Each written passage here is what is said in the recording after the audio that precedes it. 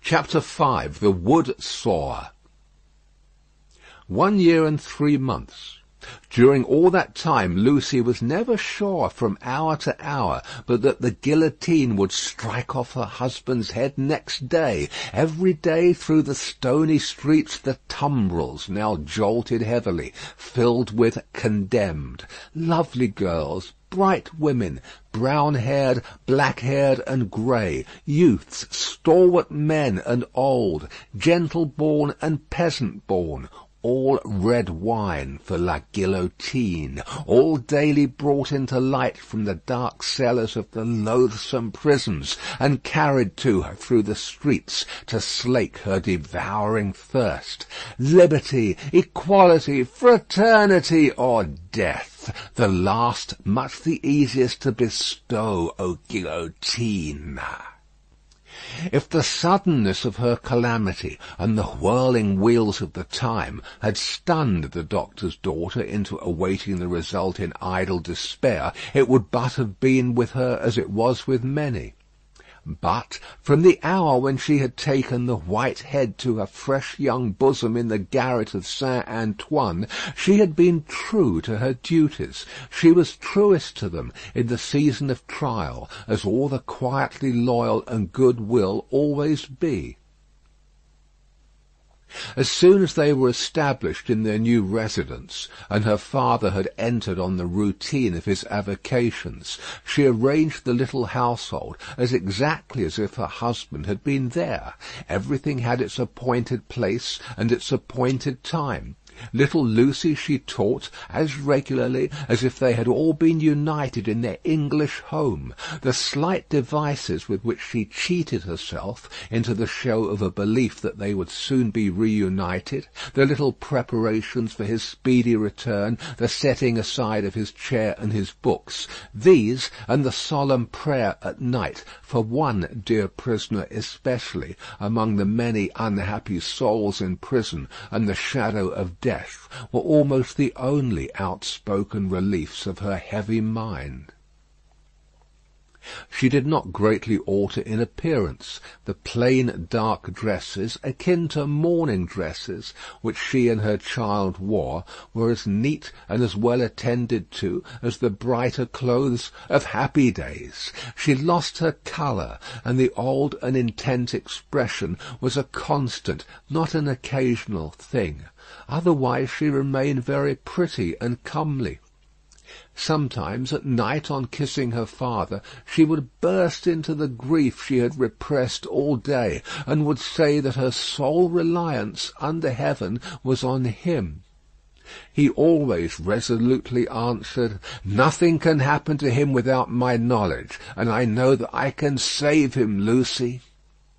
They had not made the round of their changed life many weeks, when her father said to her, on coming home one evening, "My dear, there is an upper window in the prison, to which Charles can sometimes gain access at 3 in the afternoon. When he can get to it, which depends on many uncertainties and incidents, he might see you in the street, he thinks, if you stood in a certain place that I can show you. But you will not be able to see him, my poor child, and even if you could, it would be unsafe for you to make a sign of recognition." "Oh, show me the place, my father, and I will go there every day." From that time, in all weathers, she waited there 2 hours. As the clock struck 2, she was there, and at 4 she turned resignedly away. When it was not too wet or inclement for her child to be with her, they went together. At other times she was alone. But she never missed a single day. It was the dark and dirty corner of a small winding street. The hovel of a cutter of wood into lengths for burning was the only house at that end. All else was wall. On the 3rd day of her being there, he noticed her. "Good day, citizeness." "Good day, citizen." This mode of address was now prescribed by decree. It had been established voluntarily some time ago among the more thorough patriots, but was now law for everybody. "Walking here again, citizeness?" "You see me, citizen?" The wood sawyer, who was a little man with a redundancy of gesture, he had once been a mender of roads, cast a glance at the prison, pointed at the prison, and putting his 10 fingers before his face to represent bars, peeped through them jocosely. "But it's not my business," said he, and went on sawing his wood. Next day he was looking out for her, and accosted her the moment she appeared. "What, walking here again, citizeness?" "Yes, citizen." "Ah, a child too. Your mother, is it not, my little citizeness?" "Do I say yes, mamma?" whispered little Lucy, drawing close to her. "Yes, dearest." "Yes, citizen." "Ah, but it is not my business. My work is my business. See my saw? I call it my little guillotine. La, la, la, la, la, la, and off his head comes." The billet fell as he spoke, and he threw it into a basket. "I call myself the Samson of the firewood guillotine. See here again, loo-loo-loo, loo-loo-loo, and off her head comes. Now a child, tickle-tickle, pickle-pickle, and off its head comes, all the family." Lucy shuddered as he threw 2 more billets into his basket, but it was impossible to be there while the wood sawyer was at work, and not be in his sight.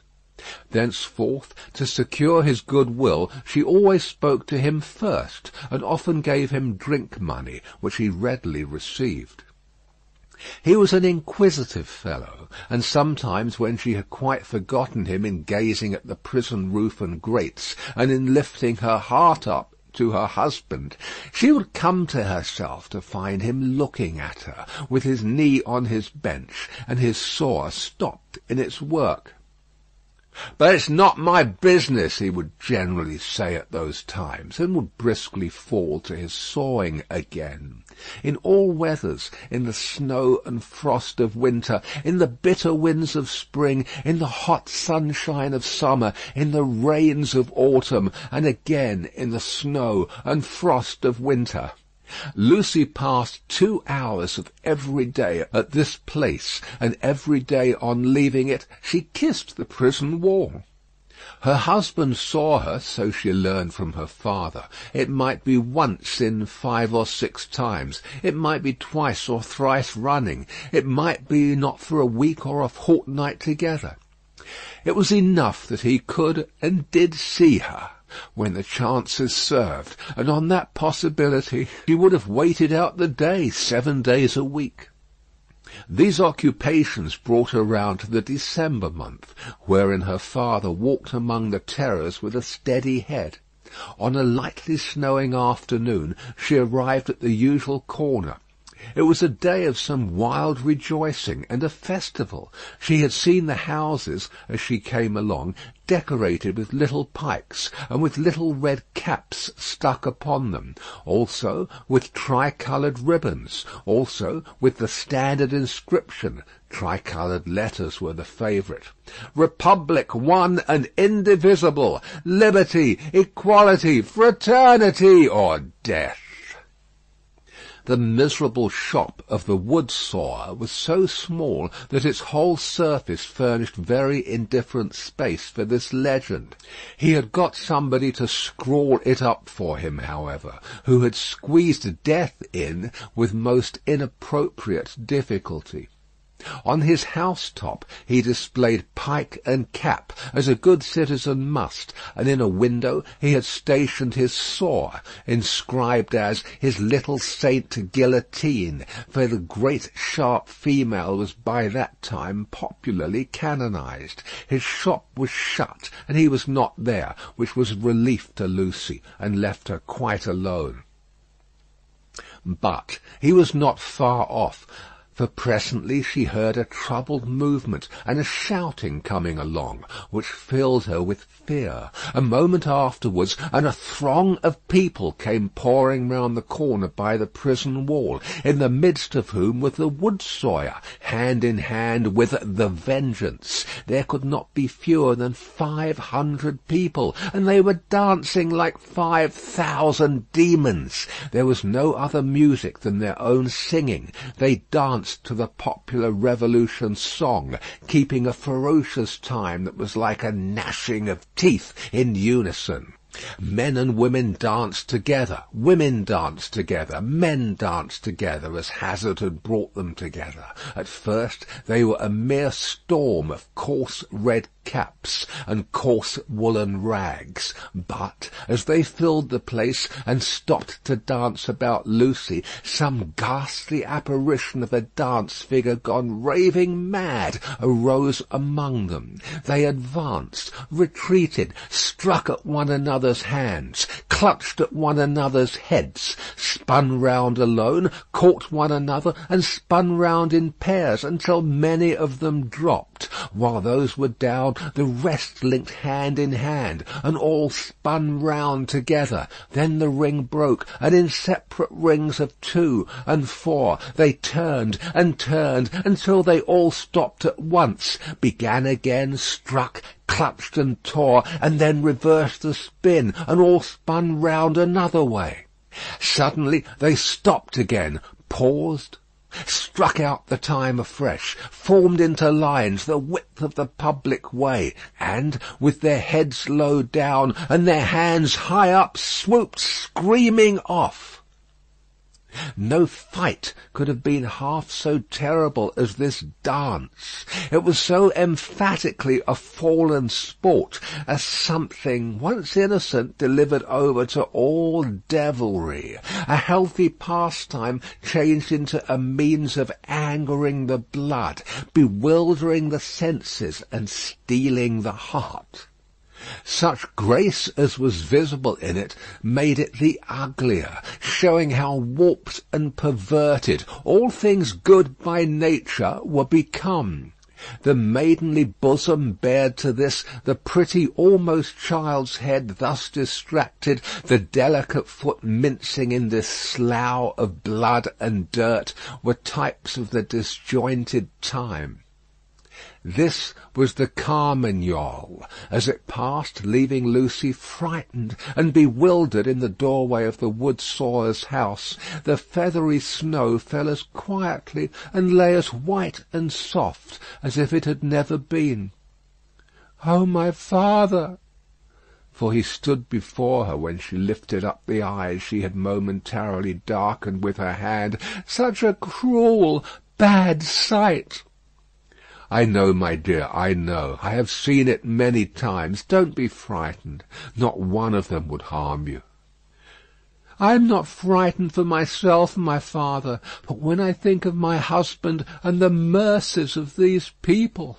"We will set him above their mercies very soon. I left him climbing to the window, and I came to tell you. There is no one here to see. You may kiss your hand towards that highest shelving roof." "I do so, father, and I send him my soul with it." "You cannot see him, my poor dear?" "No, father," said Lucy, yearning and weeping as she kissed her hand. "No." A footstep in the snow. Madame Defarge. "I salute you, citizeness," from the doctor. "I salute you, citizen." This in passing, nothing more.